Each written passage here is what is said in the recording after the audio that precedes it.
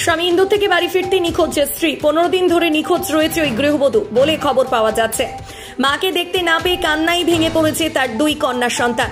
স্ত্রীর খোঁজে থানার দ্বারস্থ স্বামী। মেয়ের খোঁজে হন্য হয়ে ঘুরে বেড়াচ্ছে মা ও তার পরিবার। পুলিশ সূত্রে জানা গিয়েছে নিখোঁজ গৃহবধূর নাম মাজেনুর খাতুন, বয়স 25, বাড়ি হরিশ্চন্দ্রপুর থানার বড়ুই গ্রাম পঞ্চায়েতের 12ঘরিয়া।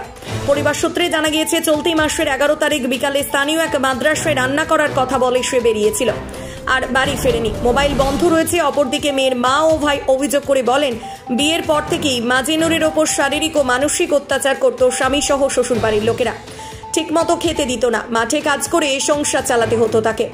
এই নিয়ে গ্রামে কয়েকবার সালিশি সভা হয়, তবুও অত্যাচার কমেনি তার ওপর। তারপর হঠাৎ করেই নিখোঁজ হয়ে গেল।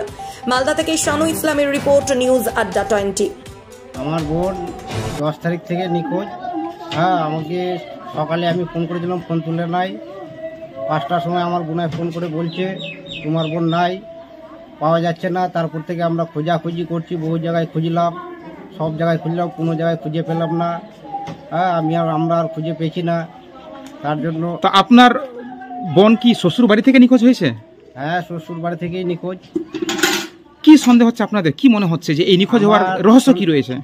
আমার সন্দেহ হচ্ছে যে আমার বোনেরা তাকে মেরে ধরে কোথাও ফেলে রেখেছে, কোথাও কি করেছে, উধাও করে দিচ্ছে, খুঁজে পাওয়া যাচ্ছে না। আজ কতদিন হলো খুঁজে পাচ্ছেন না? আজ 14 দিন হলো। বলছে বিয়ের পর থেকে কি শ্বশুর বাড়িতে অত্যাচার হতো আপনার বোনের পর? হ্যাঁ, বিয়ের পর থেকেই অত্যাচার, অনেকবার অত্যাচার, মারধর করেছে, কি করেছে। মানে কেন অত্যাচার করতো আপনার বোনকে তারা? কেন অত্যাচার করতো? সব থেকে খেতে দিত না, ভালো মতোই করতো না, দেখাশোনা করতো না, ওষুধ পানি কিছুই করতো না। মানে খরচ চাইতে গিয়ে কি মারধর আপনার বোনকে করতো? হ্যাঁ, খরচ চাইতে গিয়ে মারধর করতো, মারধর সবই করতো। কি বেচে দিয়ে আছে, কি মারা ফেলা, তো মুই তো কমানি পারছি। ওরা কি করে আমার বেটে আমার লোক আনে দো, যে নাতে পাক সে নাতে আনে দো। পানি দিছে, বিদেশে টাকা পয়সা কিছু নি দিছে। এ না তো মুই তেল সাবন যত টাকা, হলদি মাই মশলা সব মুই বাড়িতে এনেছি। পেঁয়াজ রসুন যত লাগে সব খরচা দিই, খাবারটি পর্যন্ত খরচা দিই। 1 মণ ধান সিজায় শুকায় দিয়েছি খাবার। তো শ্বশুর বাড়িতে কোনো খরচ পেত না আপনার? নাই, নি দিছে। তাহলে কিভাবে পরিবার চালাতো? তো ওই খাটে যায়, ওই বাজার কাম করা যায়, ইয়ার কাজ করা যায়, ওয়ার কাজ যায়, ভিগারবা যায়। মানে না, আপনার মেয়ে নিখোঁজ কি করে হলো? কবে থেকে নিখোঁজ হয়েছে? এই 10 দিন থেকে, 10-12 দিন থেকে। আপনার মেয়ে কোনো খোঁজ পাচ্ছেন না? না, খোঁজ পাচ্ছি না, খোঁজ পাচ্ছি না। মেয়ের বাড়িতে গিয়েছিলেন আপনি? হ্যাঁ, গেছিলাম আমি।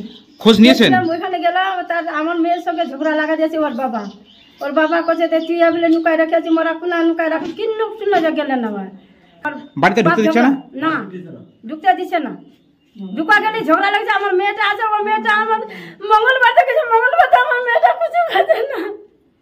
আমি সকালে এলাম, সকালে আসার পরে ও গেল রান্না করতে মাদ্রাসায়, আমি গেলাম বাদের দিকে।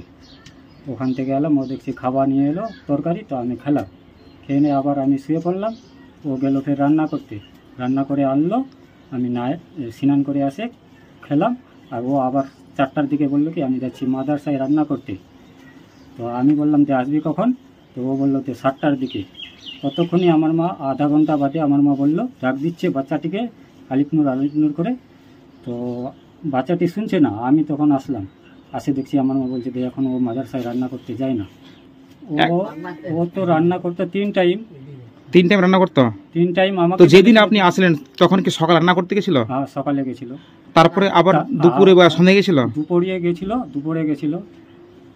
ও সন্ধ্যায় গেছিল 4টার সময় বলে গেছিল আমাকে। হ্যাঁ, ও 4টার সময় রান্না করতে গেছে। তারপরে আর কোনো খোঁজ পাচ্ছেন না? তারপরে কোনো